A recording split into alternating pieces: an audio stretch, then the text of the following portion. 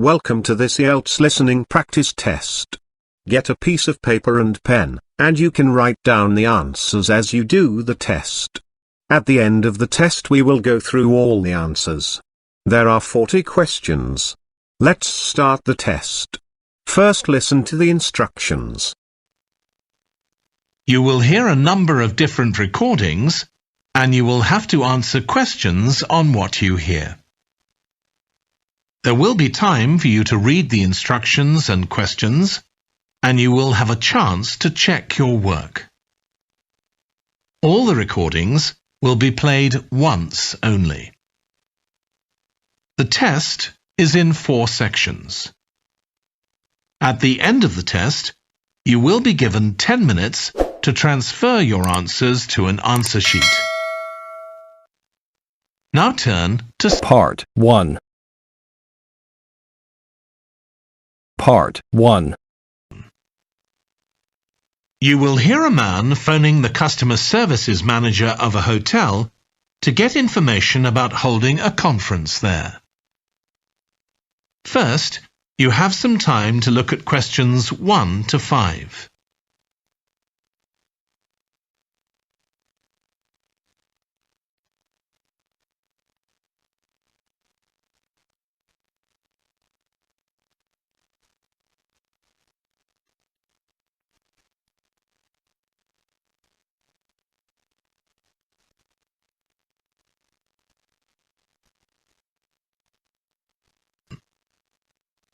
You should answer the questions as you listen, because you will not hear the recording a second time. Listen carefully and answer questions 1 to 5. Hello, Flanders Conference Hotel. Oh, hi. I wanted to ask about conference facilities at the hotel. Have I come through to the right person? You have. I'm the customer services manager.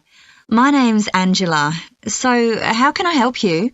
Well, I'm calling from Barrett and Stanson's. We're a medical company based in Perth. Oh, yes? And we're organising a conference for our clients to be held in Sydney. It'll be held over 2 days, and we're expecting about 50 or 60 people. When were you thinking of having it? Sometime early next year, like the end of January. It'd have to be a weekend. Let me see. Our conference facilities are already booked for the weekend beginning January the 28th. We could do the first weekend in February. How about January the 21st? I'm afraid that's booked too. Well, let's go for the February date then. So, that's the weekend beginning the 4th. Okay. Now, can you tell me a bit about what conference facilities you have? Sure. So, for talks and presentations, we have the Tesla room. Sorry? Tesla, that's spelled Tesla. It holds up to 100 people, and it's fully equipped with a projector and so on. How about a microphone? Yes, that'll be all set up ready for you. And there'll be one that members of the audience can use too, for questions if necessary. Fine. And we'll also need some sort of open area where people can sit and have a cup of coffee. And we'd like to have an exhibition of our products and services there as well, so that'll need to be quite a big space. That's fine. There's a central atrium with all those facilities, and you can come before the conference starts if you want to set everything up. Great. And I presume there's Wi-Fi? Oh, yes. That's free and available throughout the hotel. Okay. Would you also like us to provide a buffet lunch? We can do a 2-course meal with a number of different options. What sort of price are we looking at for that? Well, I can send you a copy of the standard menu. That's $45 per person. Or you can have the special for $25 more. I think the standard should be okay, but yes, send me the menu. Before you hear the rest of the conversation, you have some time to look at questions 6 to 10.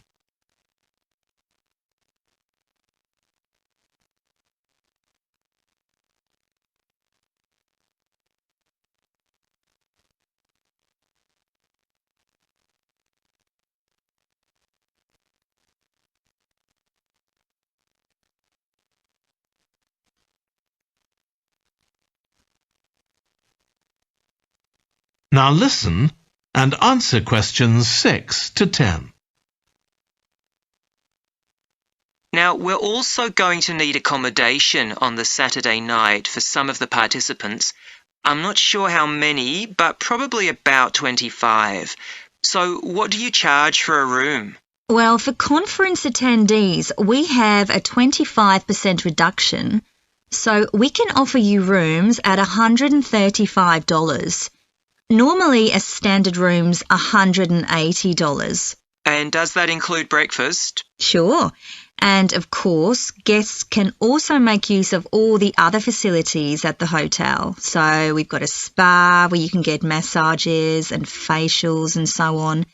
And there's a pool up on the roof for the use of guests. Oh, great. Now, what about transport links? The hotel's downtown, isn't it? Yes, it's about 12 kilometres from the airport, but there's a complimentary shuttle bus for guests, and it's only about 10 minutes walk from the central railway station. Okay. Now, I don't know Sydney very well. Can you just give me an idea of the location of the hotel? Well, it's downtown on Wilby Street. That's quite a small street, and it's not very far from the sea. And of course, if the conference attendees want to go out on their Saturday evening, there's a huge choice of places to eat. Then, if they want to make a night of it, they can go on to one of the clubs in the area. There are a great many to choose from. Okay. So, if we go ahead with this, can you give me some information about how much we're looking at? That is the end of Part 1. Part 2. You will hear a woman talking to a group of college students about volunteering to help other people. First, you have some time to look at questions 11 to 14.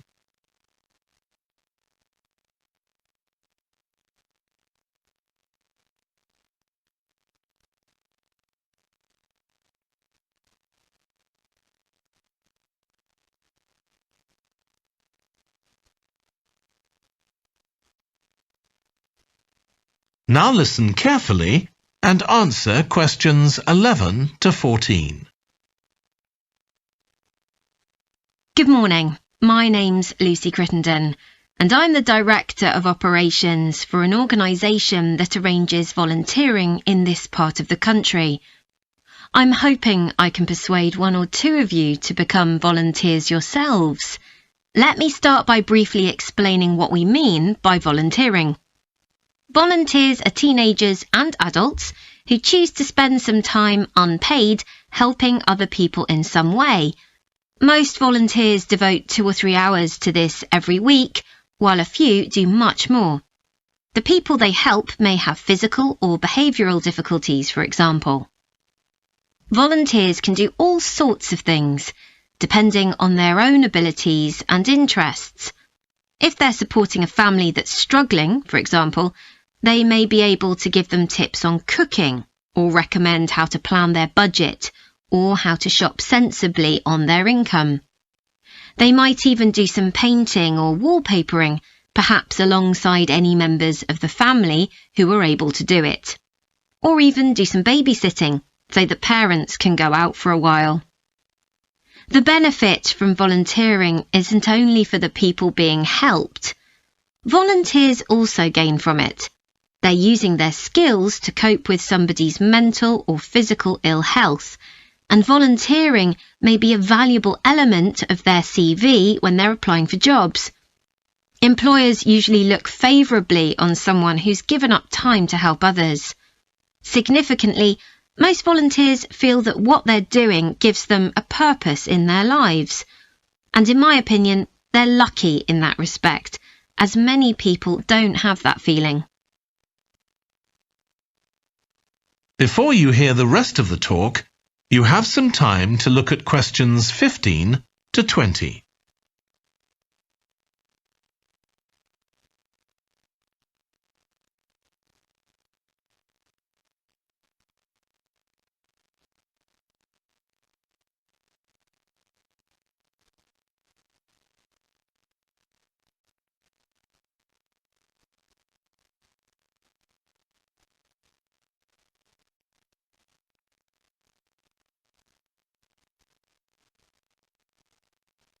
Now listen and answer questions 15 to 20.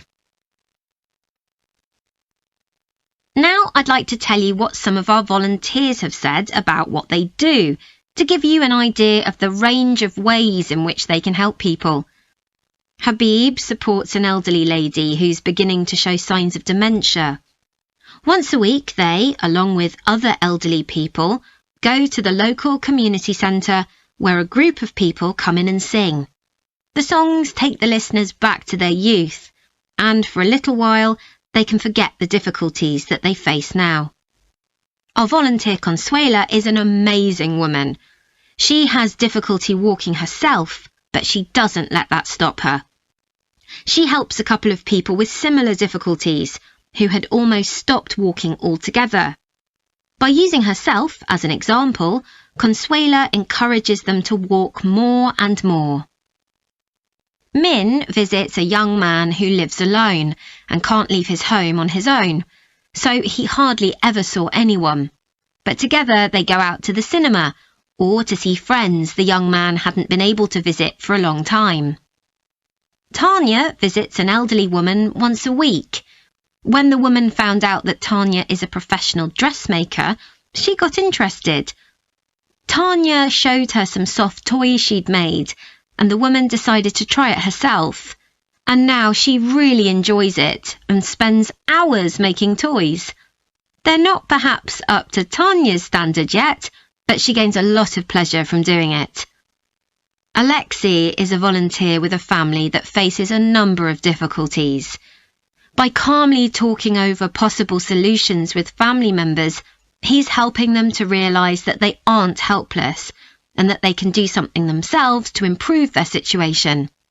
This has been great for their self-esteem. And the last volunteer I'll mention, though there are plenty more, is Juba. She volunteers with a teenage girl with learning difficulties who wasn't very good at talking to other people. Juba's worked very patiently with her, and now the girl is far better at expressing herself and at understanding other people. OK, I hope that's given you an idea of what volunteering is all about. Now I'd like to talk to you about... That is the end of Part 2. Part 3. You will hear a trainee music teacher called Joe talking to his supervisor about the school marching band that he has been given responsibility for. First, you have some time to look at questions 21 to 26.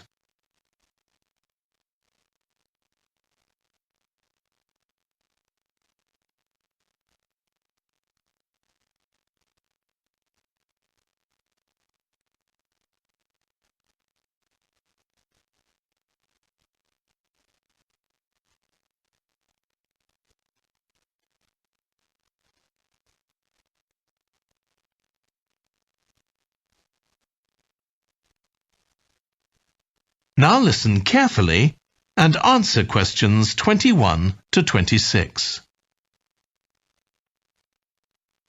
So, how are you getting on with your teaching practice at the high school, Joe? Well, I've been put in charge of the school marching band, and it's quite a responsibility. I'd like to talk it over with you. Go ahead. You better start by giving me a bit of background. Okay. Well, the band has students in it from all years, so they're aged 11 to 18, and there are about 50 of them altogether. It's quite a popular activity within the school. I've never worked with a band of more than 20 before, and this is very different. I can imagine. They aren't really good enough to enter national band competitions, but they're in a regional one later in the term. Even if they don't win, and I don't expect them to, hopefully it'll be an incentive for them to try and improve. Yes, hopefully. Well, now the town council's organizing a carnival in the summer, and the band has been asked to perform. If you ask me, they aren't really up to it yet, and I need to get them functioning better as a band, and in a very short time. Have you been doing anything with them? Apart from practicing the music, I mean. I played a recording I came across of a drummer talking about how playing in a band had changed his life. I think it was an after-dinner speech. I thought it was pretty inspiring because being in the band had stopped him from getting involved in crime. The students seemed to find it interesting, too. That's good. I'm planning to show them that old film from the 1940s, Strike Up the Band, and talk about it with the students. What do you think? Good idea. As it's about a school band, it might make the students realize how much they can achieve if they work together. That's what I've got in mind. I'm hoping I can take some of the band to a parade that's going to take place next month. A couple of marching bands will be performing, and the atmosphere should be quite exciting. It depends on whether I can persuade the school to hire a coach or two to take us there. They sound like good ideas to me. Thanks. Before you hear the rest of the discussion, you have some time to look at questions 27 to 30.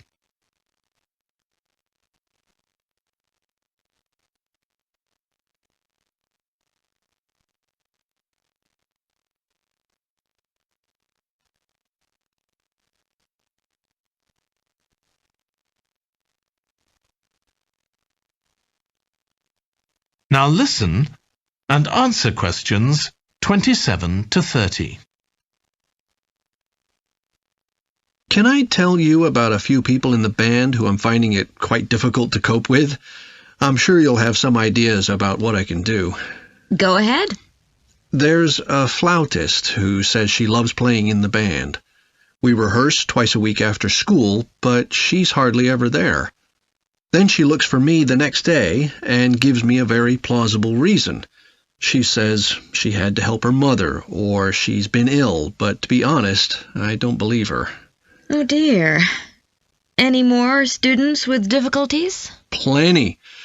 There's a trumpeter who thinks she's the best musician in the band, though she certainly isn't. She's always saying what she thinks other people should do, which makes my job pretty difficult. She sounds a bit of a nightmare. You can say that again. One of the trombonists has got an impressive sense of rhythm and could be an excellent musician, except that he has breathing difficulties, and he doesn't really have enough breath for the trombone. He'd be much better off playing percussion, for instance, but he refuses to give up, so he ends up only playing half the notes. I suppose you have to admire his determination. Maybe. One of the percussionists isn't too bad, but he never seems to interact with other people, and he always rushes off as soon as the rehearsal ends. I don't know if there are family reasons or what, but it isn't good in a band where people really need to feel they're part of a group. There are others too, but at least that gives you an idea of what I'm up against. Do you have any thoughts about what I can do, Lizzie? That is the end of Part 3.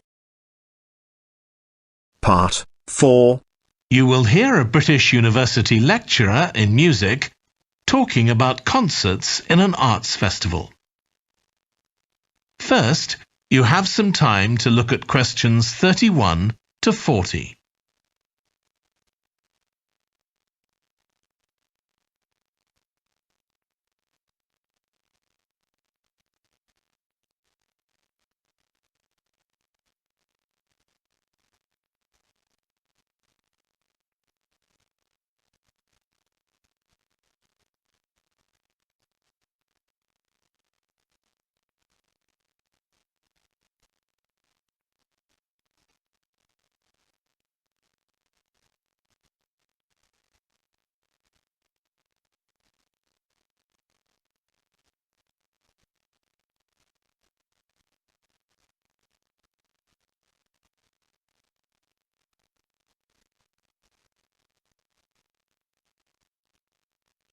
Now listen carefully and answer questions 31 to 40. As you all know, the university is planning an arts festival for later this year, and here in the music department we've planned 3 concerts. These will be public performances, and the programme has just been finalised.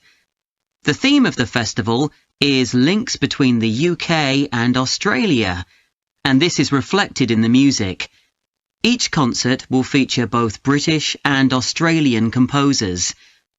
I'll tell you briefly about the Australian music, as you probably won't be familiar with that. The first concert will include music by Liza Lim, who was born in Perth, Western Australia, in 1966. As a child, Lim originally learned to play the piano, like so many children, and also the violin. But when she was 11, her teachers encouraged her to start composing. She found this was her real strength, and she studied and later taught composition, both in Australia and in other countries. As a composer, she has received commissions from numerous orchestras, other performers, and festivals in several countries. Liza Lim's compositions are vibrant and full of energy, and she often explores Asian and Australian Aboriginal cultural sources, including the native instrument, the didgeridoo. This is featured in a work called The Compass. Her music is very expressive, so although it is complex, it has the power of connecting with audiences and performers alike. In the festival, we're going to give a semi-staged performance of the Oresteia. This is an opera in 7 parts, based on the trilogy of ancient Greek tragedies by Aeschylus. Lim composed this when she was in her mid-20s, and she also wrote the text, along with Barry Kosky. It's performed by 6 singers, a dancer, and an orchestra that, as well as standard orchestral instruments, includes electric guitar and a traditional Turkish stringed instrument. Lim wrote that because the stories in the tragedies are not easy to tell. The sounds she creates are also disturbing, and they include breathing, sobbing, laughing, and whistling. The work lasts around 75 minutes, and the rest of the concert will consist of orchestral works by the British composers Ralph Vaughan Williams and Frederick Delius.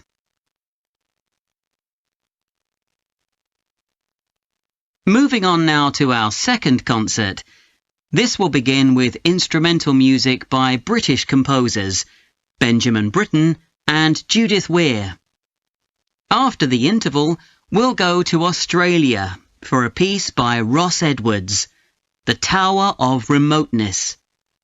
According to Edwards, the inspiration for this piece came from nature, when he was sitting alone in the dry bed of a creek, overshadowed by the leaves of palm trees, listening to the birds and insects. The Tower of Remoteness is scored for piano and clarinet. Edwards says he realized years after writing the piece that he had subconsciously modelled its opening phrase on a bird call. Ross Edwards was born in 1943 in Sydney, Australia, and studied at the Sydney Conservatorium of Music and the Universities of Adelaide and Sydney. He's well known in Australia, and in fact, he's one of the country's most performed composers. He's written a wide range of music, from symphonies and concertos to some composed specifically for children. Edwards's music has been described as being deeply connected to Australia, and it can be regarded as a celebration of the diversity of cultures that Australia can be proud of. The last of the 3 Australian composers to be represented in our festival is Carl Vine. Born in 1954, Vine, like Liza Lim, comes from Perth, Western Australia. He took up the cornet at the age of 5, switching to the piano 5 years later. However, he went to university to study physics before changing to composition. After graduating, he moved to Sydney and worked as a freelance pianist and composer. Before long, he had become prominent in Australia as a composer for dance, and in fact has written 25 scores of that type. In our third concert, Vine will be represented by his music for the flag handover ceremony of the Olympics held in 1996. This 7-minute orchestral piece was of course heard by millions of people worldwide, and we'll hear it alongside works written by British composers Edward Elgar and, more recently, Thomas Adès. That is the end of the listening test. In the Ielts test, you would now have 10 minutes to transfer your answers to the answer sheet.